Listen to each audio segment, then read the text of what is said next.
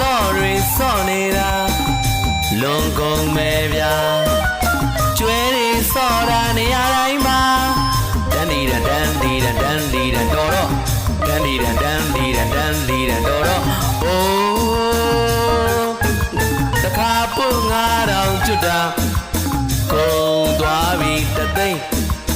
ပြောင်းသွားပြီ10သိန်းကုန်သွားပြီအိမ်လေးပါသွားပြီခြံလေးဆလော့ကိုလေးနိုင်မလားလို့ထင်နေပြန်အမြင်တွေမမှန်အိမ်မှာပြောင်းမယ်ဆလော့ရှိတာပေါ့ဖင်မှာပြောင်းမယ်ဆလော့ရှိတာပေါ့